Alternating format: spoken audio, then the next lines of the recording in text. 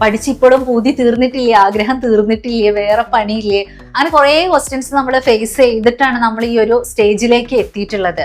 മാനസികമായിട്ട് നമുക്ക് നല്ല ബുദ്ധിമുട്ട് അപ്പൊ തോന്നിയിട്ടുണ്ടെങ്കിലും ഇപ്പൊ ഞാൻ 100% ഹാപ്പിയാണ്. ഞാൻ ഈ ഒരു 5 വർഷം വർക്ക് ചെയ്ത് ഒരു ജോലി ചെയ്തിട്ട്, പ്രത്യേകിച്ചൊരു ടീച്ചറാണ്.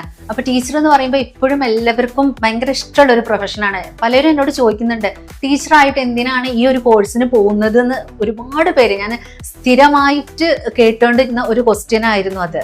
പക്ഷെ എന്തായാലും എനിക്കും ആദ്യം ഒരു മടിയായിരുന്നു. നമ്മളൊരു സ്റ്റുഡൻ്റ് ആയിട്ട് യൂണിഫോം ടാഗൊക്കെ ഇട്ട് വീണ്ടും നമ്മൾ പുറത്തിറങ്ങുന്നു, ബസ്സിലൊക്കെ യാത്ര ചെയ്യുന്നു. അപ്പം നമുക്ക് ആദ്യം നല്ലൊരു മടിയായിരുന്നു. എനിക്ക് ഇവിടുത്തെ ഒരു കാര്യങ്ങളും ഈ ഒരു കോഴ്സ് കംപ്ലീറ്റ് ചെയ്ത് ലാസ്റ്റ് സ്റ്റേജിലേക്ക് നമ്മൾ എത്തി.